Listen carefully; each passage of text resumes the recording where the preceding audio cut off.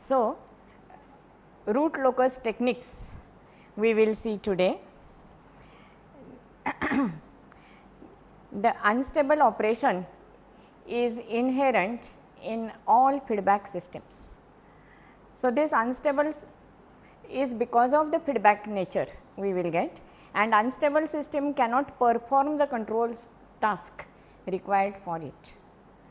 So, first step is while analyzing any system, you have to check whether the system is stable or unstable. As well as the determination of the stable system is not sufficient, because if the damping factor is low, again we will not get the proper response. When the system is stable, then we have to see the relative stability also. We have seen absolute stability and relative stability in the previous section. So, here the relative stability means what we have seen already, if the roots are away from the imaginary axis, then the system is more stable. So, determination of both absolute as well as relative stability is required. In the relative stability, the location of the roots are important, and so the root locus technique gives us the location of the roots, and so this technique we have to study. The root criteria we have seen, where we will get the whether the system is stable or unstable, then for which values of k or range of values of k for which the system is stable. But to find out the location of the roots is difficult, because we have to find out or solve the equation, and then we can find out the location of the roots. So, repeated calculation is required, and to avoid that, W.R. Evans introduced a technique which is called root locus technique. So, we will see what is this technique. So, root locus technique provides a graphical method of plotting the locus of roots in the S plane as a given system parameter is varied over complete range of values. Meaning is that, suppose we are considering k is system parameter, if it is varying complete range means 0 to infinity, how the location of the roots are varying, that we have to find out. So, the root locus is useful for, we can find out the corresponding roots for a given value of k, as well as if the root is lying at a particular position, what is the value of k, that also we can find out. So, the main advantage we will get for the root locus is this. The root locus is powerful technique. It brings into focus of complete dynamic response, that is, as k is varying from 0 to infinity, how the roots are varying, the complete dynamic response we can see, as well as the designer can easily visualize the effects of varying various system parameters on the root locus. So, it is a powerful technique also. We will try to understand first the root locus concept. So, we will consider here the open loop transfer function G s is equal to k upon s into bracket s plus a. It is open loop transfer function. Consider unity feedback system. So, how will you represent the system? The system will be, we will get here k upon s into bracket s plus a and a feedback. Input is Rs, output is Cs, feedback is there, negative feedback is there, and we can unity feedback we can represent here in this way. So, what is the total transfer function, feedback transfer function? we will get the feedback transfer function is Ts is equal to Cs upon Rs, which is equal to Js upon 1 plus Gshs. So, what is Js upon 1 plus Gshs? We will get here S square plus As plus K. So, total transfer function we can represent it like this. For this system, what is the characteristic equation? Characteristic equation will be S square plus As plus K is equal to 0. So, this characteristic equation S square plus As plus K is equal to 0. If we equate it, if we find out roots of this equation, then we will get the location of the roots. So, A is constant, K is the system gain, so parameter. So, suppose the system parameter is changed from 0 to infinity, how the roots will vary, that we will try to understand. Okay? And so, what we are considering here is that the how will you find out the roots? It is a second order system, and as it is a second order system, we can find out roots of this is two roots we will get S1 and S2, and what is the formula? Minus B plus minus under root B square minus 4 AC, that is S square minus 4 K upon 2. Okay. So, if the value of K is changing from 0 to infinity, how the roots are changing, that we are going to consider. So, first consider that the value of K is greater than 0, but less than S square by 4, less than S square by 4. So, what we will get here S1 comma S2 is equal to, what we will get, the real part is minus A by 2 plus minus, here we will get S square minus 4, K is at the most S square by 4, okay, less than S square by 4. So, this we will get here positive value, this we will get positive value, and we will get the roots are real and distinct. You will get some value is added and some value is subtracted. So, here you will get roots are real and distinct.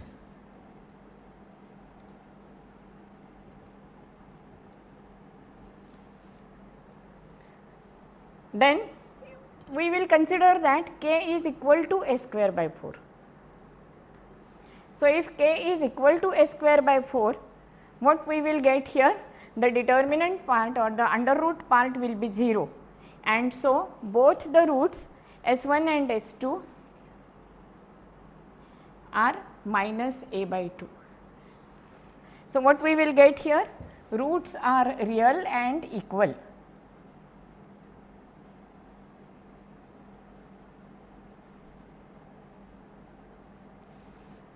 Roots are real and equal. So, we are considering K is equal to S square by 4. Now, consider that K is greater than S square by 4.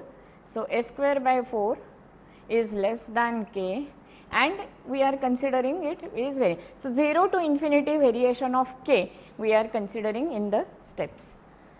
So, when it is greater than S square by 4, we will get this determinant part, under root part will be negative. So, as it is negative, we will get complex roots, and so the roots will be complex conjugate.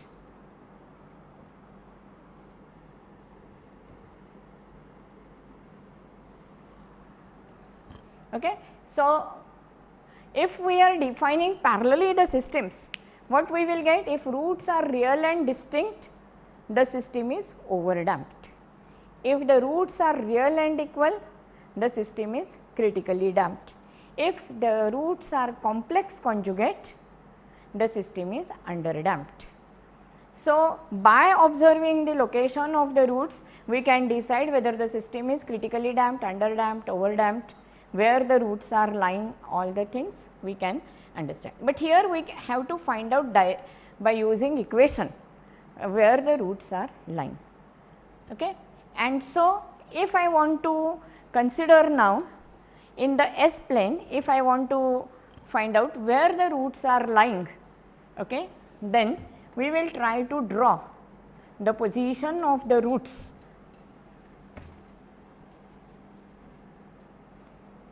Okay. So, position of the roots we want to draw here on the S plane. So, where the roots will lie, that we will try to understand. So, draw the S plane.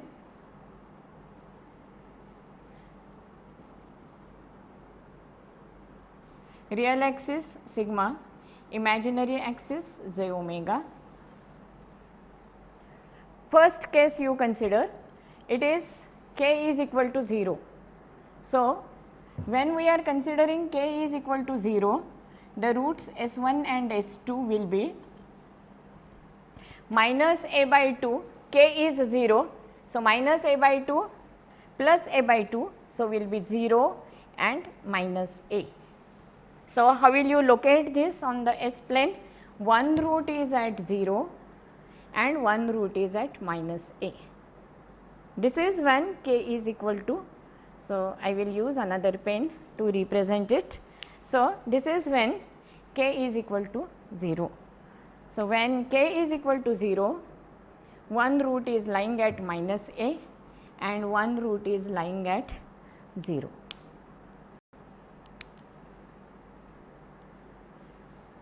Consider now k goes on increasing.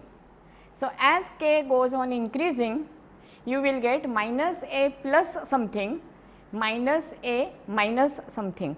So, what we will get here is we will get this root minus a plus something. So, this value will change in this direction, while this root will change in this direction. And now consider k is equal to a by 4, sorry,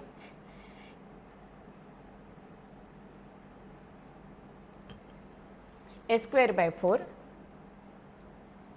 Consider k is equal to a square by 4. So, when k is equal to a square by 4, you will get this is 0 and S1 is at minus a by 2, S2 is at minus a by 2. So, at minus a by 2, both roots will lie. See that when k is 0, we will get one root is at 0, one root is as minus a.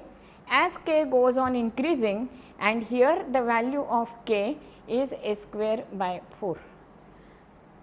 Both roots are real and equal and they are minus a by 2. So, we will get here path is from minus a to minus a by 2, 0 to minus a by 2. Next consider k is still increased greater than a square by 4, then we will get the complex conjugate. So, here root real part is minus a by 2. So, that is constant, while imaginary part will change. So, meaning is that real part is minus a by 2 and imaginary part will change, and so one root will go in this direction, another root will go in this direction. So, as k is tending towards infinity, the root will go in this direction. As k is tending towards infinity, one root is going in this direction. So, what is the total root locus? We got it. The total root locus we got it is from minus a to minus a by 2 real axis, 0 to minus a by 2 real axis, then from minus a by 2 to j omega infinity, from minus a by 2 to this. So, this is the location of the roots of this particular equation or for a square plus a s plus k. See that this is the quadratic equation. So, we can find out the roots without any problem. But if the higher order system is there, then to find out the direct solution is difficult or it is highly tedious. So, the root locus is required. So, Evans developed a graphical technique for higher order systems. So, we will consider a general system and what is the root locus technique or the concept of the root locus. So, we will consider a general system. So, for the quadratic system no problem, but if the higher order system is there, we have to solve or find out the roots becomes difficult or tedious every time when k is varying. Okay. So, consider a general system.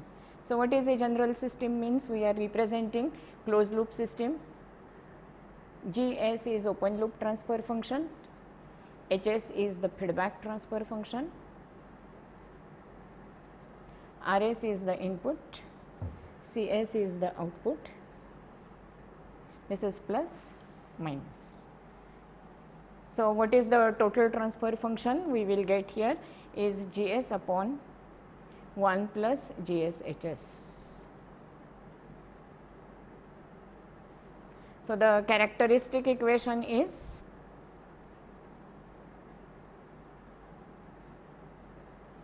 one plus G s H s is equal to 0.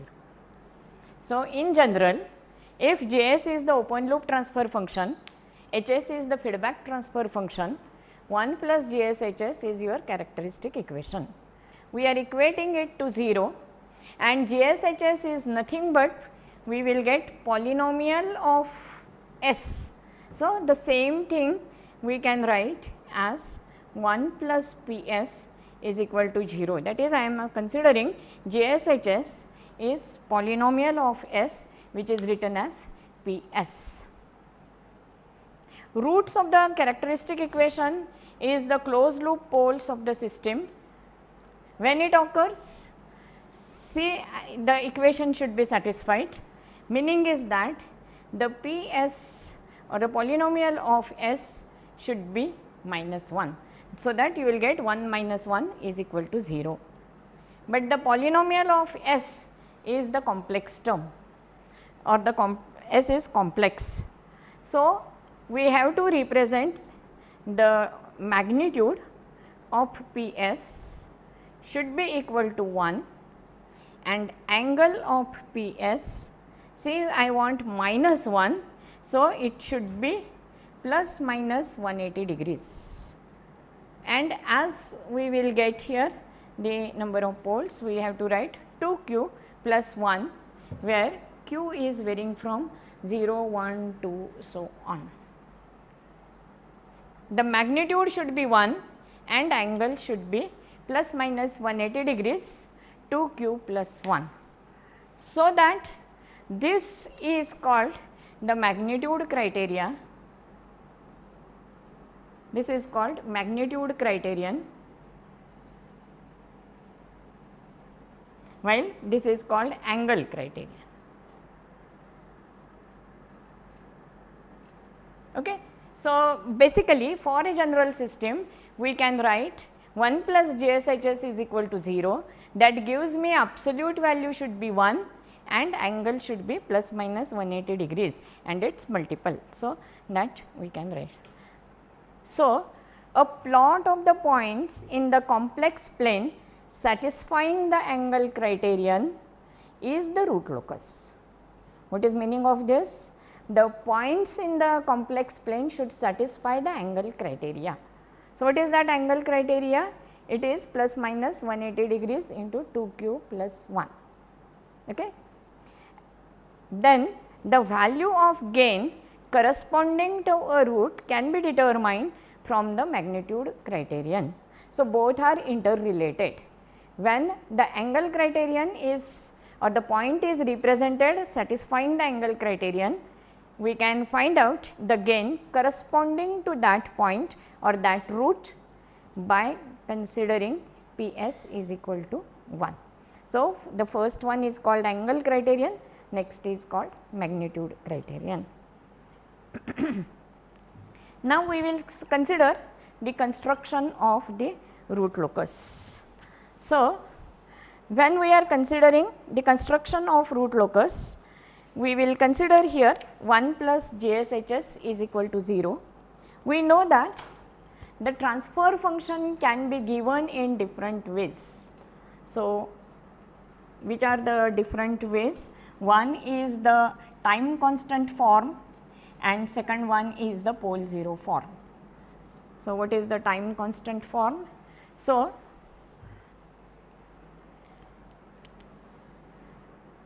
one plus JSHS, that is we are considering here 1 plus JSHS is equal to, suppose this is in the time constant form. So, what is the time constant form? It is factored or the product of I is varying from 1 to m time constant. So, tau z I s plus 1, okay, and the gain of the system we can represent here outside. So, k into product of I is varying from 1 to m s plus z I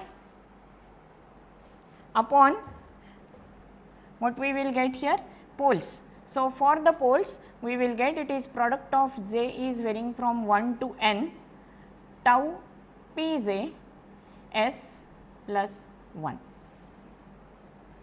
K is gain of the system. So, 1 plus, that is for GSHS we can write this is called the time constant form.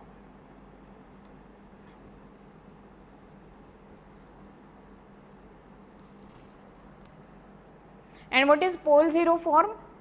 So, the same thing in the pole 0 form we can write, it is some different value of k gain. So, I will write here k dash, it is product of I is varying from 1 to m. How to write it? It is s plus z I. So, this is pole 0 form, this is 0 and what is the pole we can write? J is varying from 1 to n s plus p j, this is pole 0 form.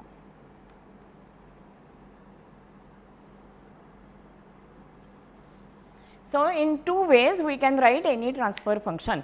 So, GSHS we can represent in the two form. For the root locus, pole 0 form is used. So, we will use always pole 0 form. So, what to do if it is given in the time constant form? First step is convert it to pole 0 form. So, it is easy for us to find out using pole 0 form. So, I will use only the pole 0 form. So, what is the pole 0 form now? It is given in this way. And what is the magnitude criterion? We have seen the magnitude criterion is mod Ps or absolute value of Ps is equal to 1. So, 1 plus Ps, this is for Ps. So, how will you write here? So, I think here we will write k, so that it is easy, meaning is that some different value you will get in time constant and in pole 0 form. Okay. So, here I will write. So, the absolute value should be equal to 1. So, how will you write this? I will write here that the absolute value means I will get instead of k dash I am writing k, it is product of I is varying from 1 to m absolute value of s plus z I upon j is varying from 1 to n absolute value of s plus p j.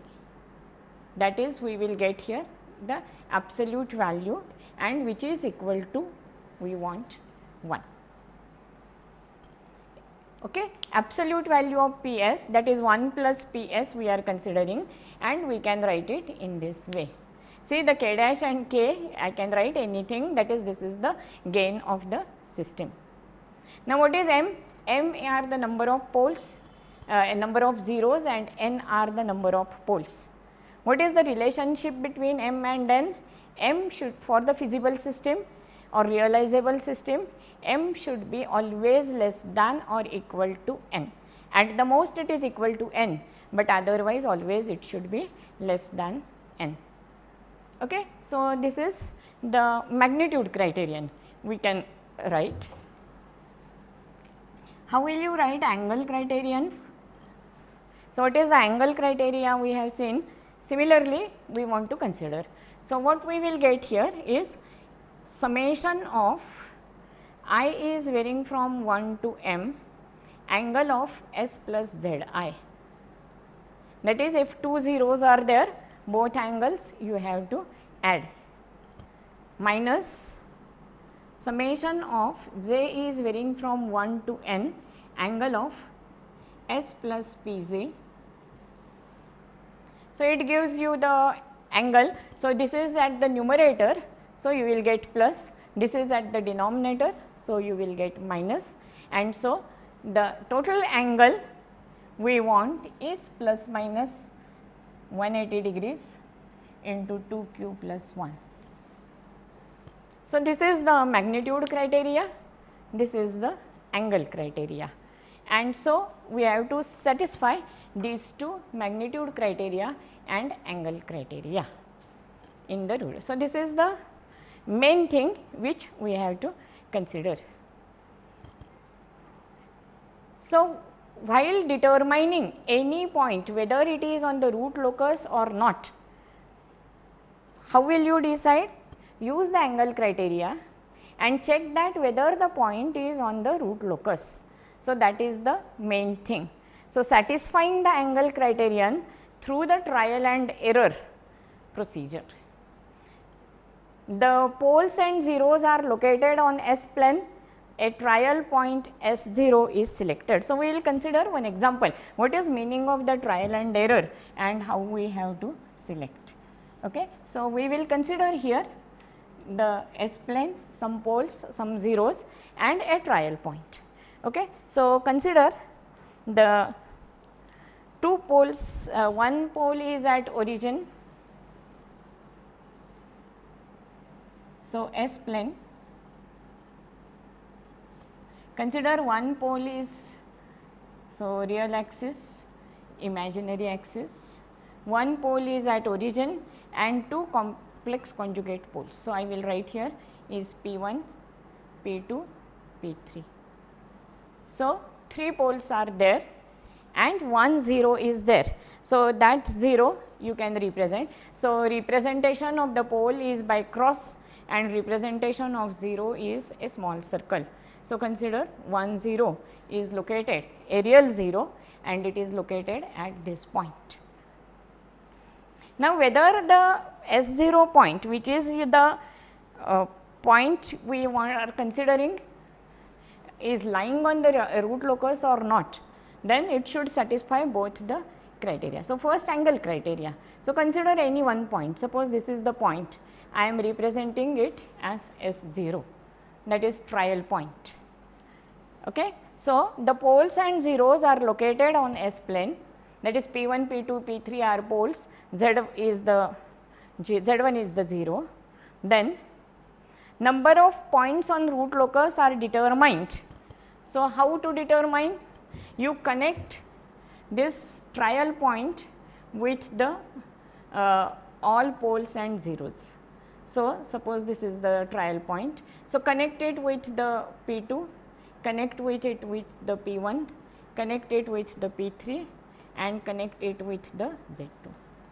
Measure the angles. So, how will you get the angle? The angle of P1 to S0 will be this.